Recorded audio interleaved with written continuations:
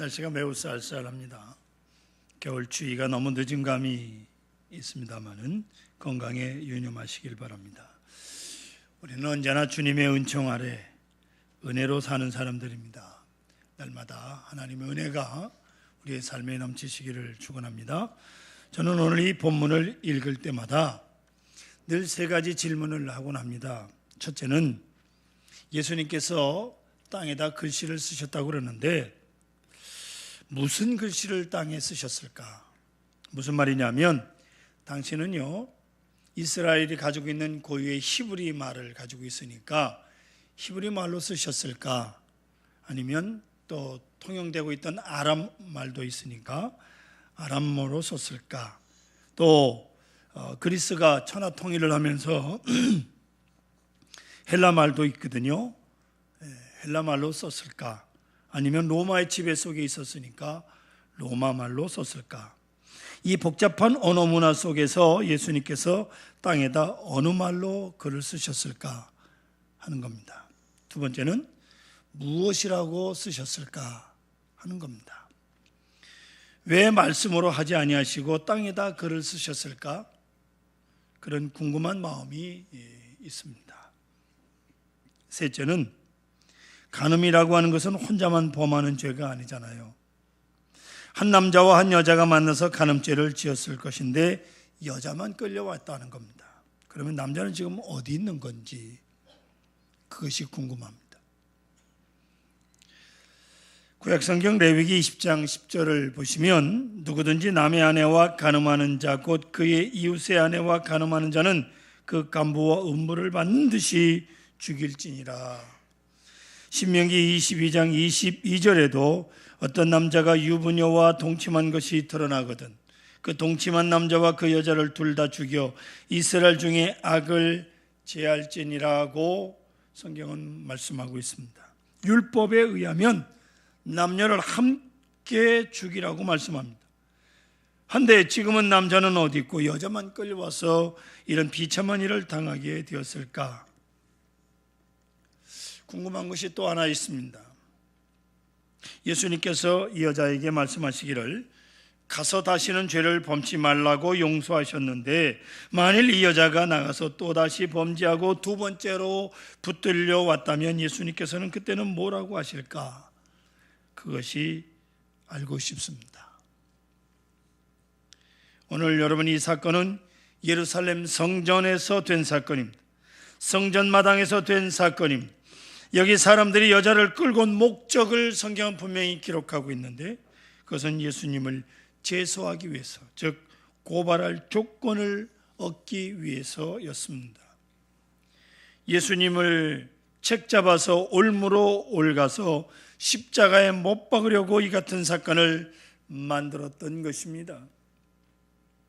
어디 가늠한 여자가 이 여자뿐이었겠습니까? 문제는 이렇게 함으로써 예수님을 난처하게 만들자고 하는 것이죠. 당시 로마가 이스라엘을 지배하고 있을 때입니다. 그래서 이스라엘의 사형 집행권은 반드시 로마 총독에게 있습니다. 그래서 예수님을 십자가에 못 박으라고 했던 빌라도가 로마의 총독 아닙니까? 로마 총독이 아니고는 누구도 어떤 죄로도 정죄할 수가 없습니다. 이런 상황 속에서 만일 예수님께서 율법대로 쳐라 하시는 날이면 로마 총독이 갖고 있는 사형 집행권을 남용한 것이 되기에 반역죄로 몰아갈 구실이 되는 것이며 또 만일 예수님께서 자비의 마음으로 치지 말라고 하시면 율법을 거역하는 것이 되어 이 또한 문제가 되는 구실이 되는 것입니다. 메시아라고 하는 이 사람을 모세의 법을 어긴 사람이다, 모세의 법을 거역하라고 가르친 사람이다, 이렇게 떠들어댈 참이었습니다. 그래서 예수님과 백성들을 이간시키려고 하는 것이죠. 이런 시간에 예수님께서는 소중한 기회를 포착하시고 더 소중한 교훈을 말씀하시는데 죄 없는 자가 먼저 돌로 치라 하는 말씀입니다. 저는 생각합니다. 그래도 이때는 사람들이 양심이 한 줌이라도 있어서 이 말을 듣고 하나씩 차례로 돌아갔다고 하지만 만일 요즘 우리 상황 속에서 이런 일이 있었다면 저마다 돌을 집어들어 칠 것이다. 나는 죄 없는 사람이다. 이렇게 자신을 증거하기 위해서 열심히 돌을 들어서 죽였을 것입니다. 그러나 예수님 당시 사람들은 그래도 일말에 양심이 있어서 다들 피해갔다고 말씀합니다. 그들이 이 말씀을 듣고 양심의 가책을 느껴 예수님께서 땅에 글을 씁니다. 왜 쓰실까요? 그 이유가 있다면 모름지기 심리학적인 것입니다. 돌을 들고 흥분한 저 무리들 쿨다운 시키겠다는 거죠. 조금은 식혀야 되겠다. 너무 흥분하고 있으니까 시간을 버시는 겁니다. 미국의 신학자 라이놀드 리버의 기도문을 보면 이렇게 되어 있습니다. 하나님이요, 고칠 수 있는 것에 대해서는 그것을 고칠 수 있는 용기를 주시고, 고칠 수 없는 것에 대해서는 그것을 받아들일 수 있는 냉정함을 주시옵소서. 그리하여 고칠 수 있는 것과 고칠 수 없는 것을 식별하는 지혜를 주십시오. 용기, 그리고 냉정함, 그리고 지혜, 이 세 가지를 라이놀드 리버는 구하고 있습니다. 그런데 여러분, 저와 여러분이 살고 있는 오늘의 이 시대, 이 국가적 위기 상황에서 바로 우리가 구해야 될 것이 바로 이 세 가지, 용기와 냉정함과 지혜입니다. 지금 사람들은 격분했습니다. 정신들이 없습니다. 분노하고 있습니다. 7절을 보시면 그들이 묻기를 마지 아니하는지라 재촉하고 있다, 그 말이에요. 빨리 대답하라는 거예요. 죽이냐 살리냐. 군중 심리가 발동을 했습니다. 때로 모여서서 고함을 치며 돌을 들어 여인을 막 치려는 순간임. 예수님께서는 일단 저들의 흥분 상태를 가라앉히려 하십니다. 쿨다운 시켜야 합니다. 냉정을 찾도록 하시려는 겁니다. 밝은 이성과 밝은 양심을 가지고 깊이 생각하게 하시려는 것입니다. 그것이 필요한 거예요. 우리나라 사람들 보면 저마다 좀 다혈질들이 많습니다. 화가 나면 어떻게 하면 이 화를 풀어서 너도 살고 나도 사는 방법을 찾아야 되는데 한결같이 너 죽고 나 죽자고 소리칩니다. 되게 그래요. 너 죽고 나 살자가 아니라 너 죽고 나 죽자라고 어떻게 하겠다는 겁니까? 그래서 다 죽으면 어떻게 하자는 거예요? 전혀 생각이 없는 이 감정, 폭발하는 감정에 사로잡혀서 행동하는 것, 이것은 야만적인 행위입니다. 이제 예수님께서 돌을 들고 서 있는 사람들에게 냉정을 찾게 해야 합니다. 의과대학의 교수로 재직하시는 외과 의사 선생님이 학생들에게 물었습니다. 의사로서 환자를 대할 때 가장 중요한 일이 무엇이냐? 그러자 학생들이 친절입니다. 인간관계입니다. 주사를 잘 놔야 됩니다. 처방을 잘해야 됩니다. 뭡니다. 한 가지씩 다 얘기합니다. 저마다 대답을 해요. 다 듣고 있던 교수님이 말합니다. 가장 중요한 것은 진단이다. 사실이 뭐냐? 진단이 먼저입니다. 감정에 앞서 진실을 찾는 것이 먼저입니다. 이걸 잃어버리면 안 됩니다. 그래서 예수님께서는 저들이 잠깐 멈추도록 땅에 글씨를 쓰십니다. 자책을 유도하고 계십니다. 당시에는요, 글을 알아보는 사람이 많지 않았습니다. 옛날 우리나라에도 편지가 오면 이걸 읽지 못해서 남한테 읽어달라고 부탁하는 사람들이 동네에 꽤 많았습니다. 자녀들한테 편지를 받았는데 이게 까막눈이라 읽지를 못하니까 2000년 당시, 예수님 당시 이스라엘도 글 읽는 사람이 몇 사람 없었어요. 글만 읽으면 지성인입니다. 그런 거로 예수님께서 땅에 글을 쓰십니다. 지성인이 먼저, 그를 볼 줄 아는 사람이 먼저 와서 봐라, 그겁니다. 이게 아주 중요한 거예요. 이래서 감정을 바꾸고 지성인들 먼저 생각해봐라, 깨달으라 하십니다. 그래도 지성인이 깨달으면, 아, 저 사람 우리 동네 지성인인데 저 사람이 저렇게 돌을 던지면 나도 던질 것이고, 저 사람이 돌을 버리면 나도 버려야 되겠다. 근데 문제는 뭐라고 쓰였을까 하는 겁니다. 성경에는 언급이 없어요. 많은 학자들이 두 가지로 추측을 하는데, 하나는 예수님 말씀하신 대로 죄 없는 자가 돌로 치라고 쓰셨을 것이다. 그래서 글 읽을 줄 아는 사람들이 먼저 읽고 양심의 가책을 받아 먼저 돌아가 버리고, 글 못 읽는 사람들, 남은 사람들에게 예수님께서 말씀으로 하신 것이다 하는 추측이에요. 또 하나는 예수님께서 죄목을 쓰셨을 것이다. 살인, 간음, 도적질, 거짓, 위선, 교만, 저울속임 등등 이렇게 죄목을 쭉 쓰셨을 것이다 하는 추측입니다. 여기서 우리가 유심히 주목해야 할 것이 있습니다. 자, 보세요. 지금 이렇게 감정과 격동이 집단화의 행동으로 나타날 때 예수님께서는 이것을 개별화하신 겁니다. 흩어놓으시는 거예요. 한 사람 한 사람 와서 보게 만드는 겁니다. 여러분, 세상의 모든 문제거리는요, 개별적으로 처리를 해야 합니다. 집단적인 행동이란 언제든지 크게 잘못될 가능성이 많아요. 그래서 나 먼저 죄인임을 생각하라는 거지요. 사건 앞에서 자신을 먼저 살필 줄 알아야 하기 때문에 예수님께서 땅에 글을 쓰신 겁니다. 갈라디아 6장 1절에 보면 이렇게 말씀하고 있습니다. 형제들아, 사람이 만일 무슨 범죄한 일이 드러나거든 신령한 너희는 온유한 심정으로 그러한 자를 바로잡고 너 자신을 살펴보아 너도 시험을 받을까 두려워하라. 오늘 요절 말씀으로 여러분들에게 드린 성경입니다. 여러분 보세요. 운전하고 가는데 앞차가 고장나서 서 있으면 내 차는 어떤가 생각해야 되지 않겠습니까? 고장난 차 보고 아무 생각 없이 그냥 가면 안 됩니다. 왜? 나도 지금 차를 타고 있는데 내 차도 언젠가는 고장날 수 있잖아요. 앞사람이 넘어지는 것을 보았으면 나도 넘어질 수 있다는 것을 생각해야지요. 넘어지는 사람과 내가 상관이 없는 것으로 생각해서는 안 됩니다. 다른 사람의 실수를 보면서 그 사람과 나도 같은 사람이라는 것을 먼저 생각할 줄 알아야 됩니다. 깊이 생각할 일입니다.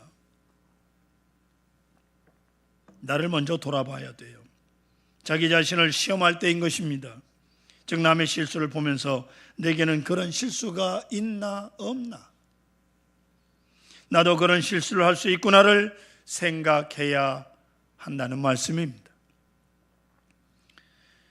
독일의 소설가 레마르크라고 하는 사람의 작품 중에 서부전선 이상 없다라고 하는 소설이 있어요. 영화로 만들어지기도 했습니다. 배경은 1차 세계대전 때 전범 국가인 독일, 전쟁을 일으킨 나라가 독일인데, 이때 아주 어린 소년 7명이 자원해서 전쟁에 나갑니다. 3년 동안 이 어린 소년들이 무자비한 군인으로서 용감하게 싸우다가 6명은 죽고 1명만 남았는데, 이 1명 남은 소년병이 어느 전선에서 적과 마주쳐서 쌍방이 무차별 총을 난사합니다. 한참 쏘다보니 사방이 조용해졌어요.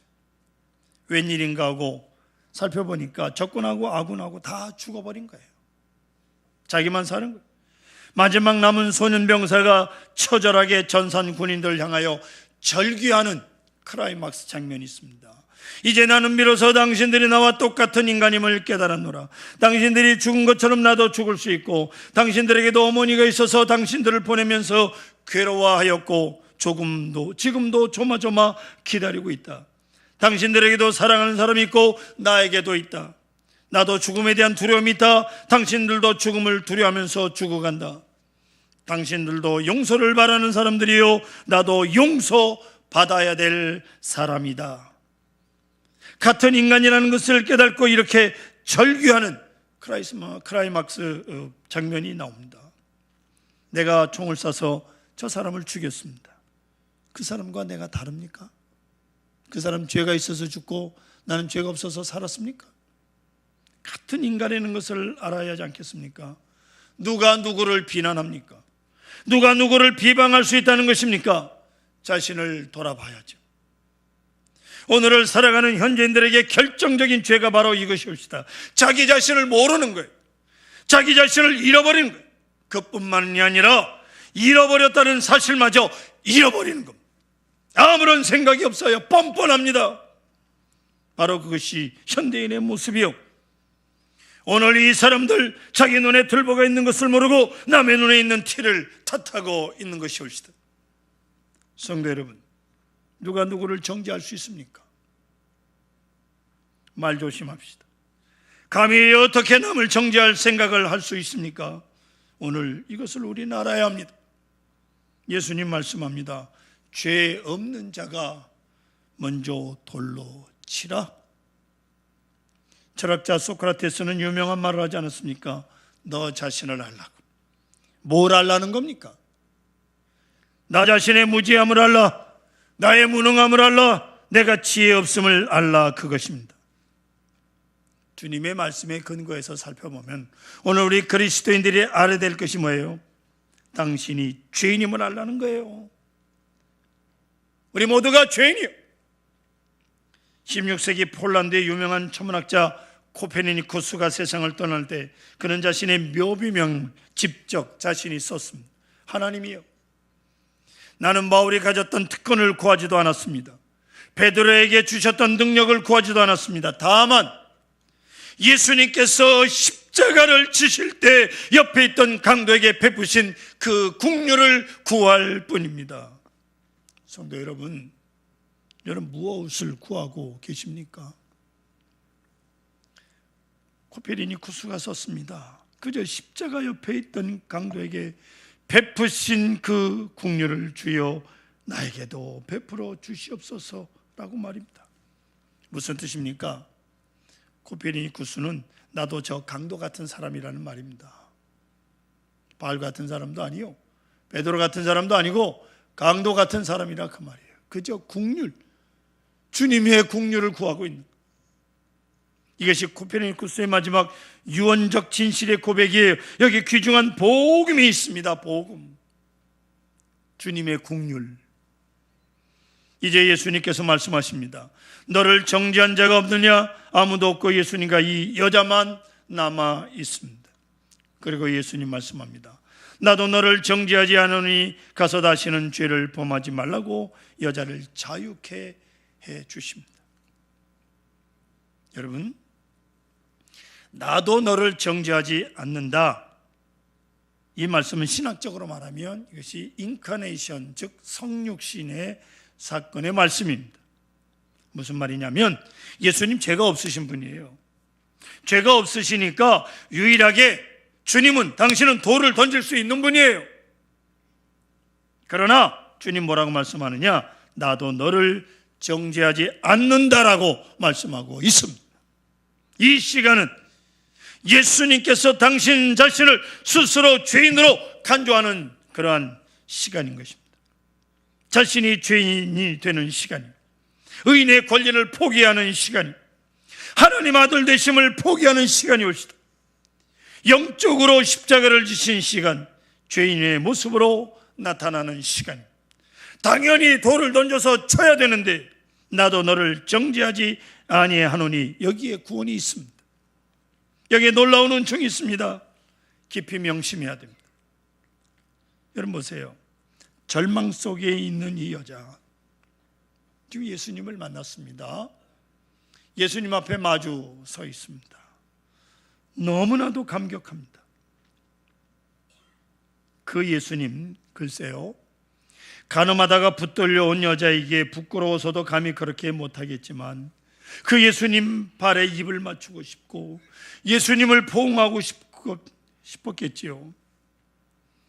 이 감격과 이 고마움, 그것이 한 여인을 구합니다. 한 사람을 구원합니다. 야니기아라고 하는 일본 사람이 있습니다.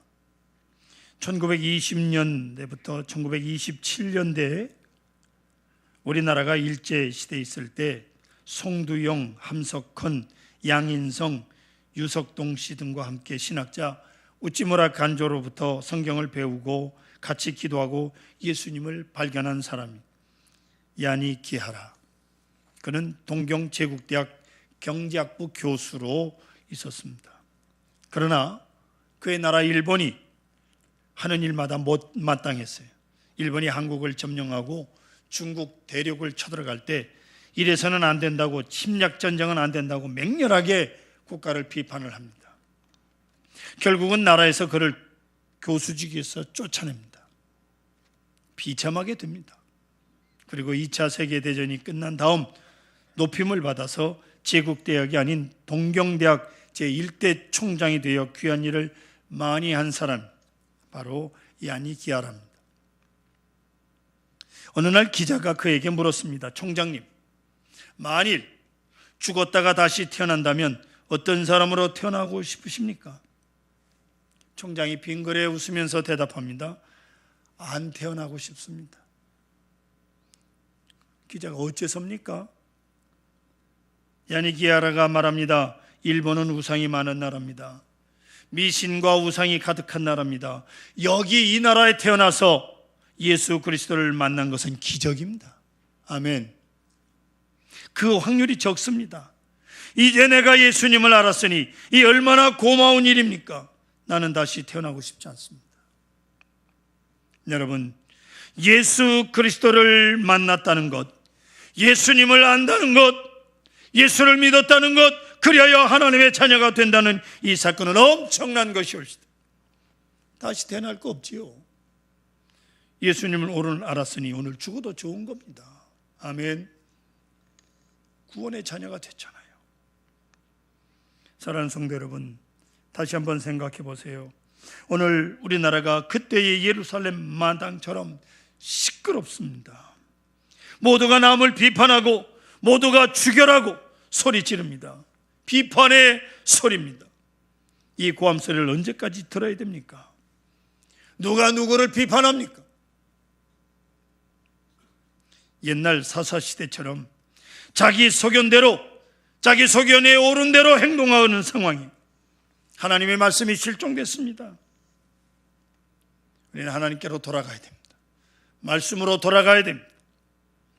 그리스도를 만난 이 여자가 예수님 앞에 홀로 서 있는 것 같은 여러분, 고함 지르는 그 사람들 생각하지 마시고 오들오들 떨고 있는 이 여자를 생각하십시오. 그것이 바로 저와 여러분이, 다른 사람이 아니에요. 내 모습이라고 생각하십시오. 그 속에서 나 자신을 발견하십시다. 여기에 창조적인 구원의 기회가 있는 것입니다. 우리 모두도 예수님 앞에 홀로 서 있는 여인처럼 홀로 남게 됩니다. 그러게 이제 하나님 말씀으로 계속해서 자신을 설득하십시오. 하나님께서 도와주십니다.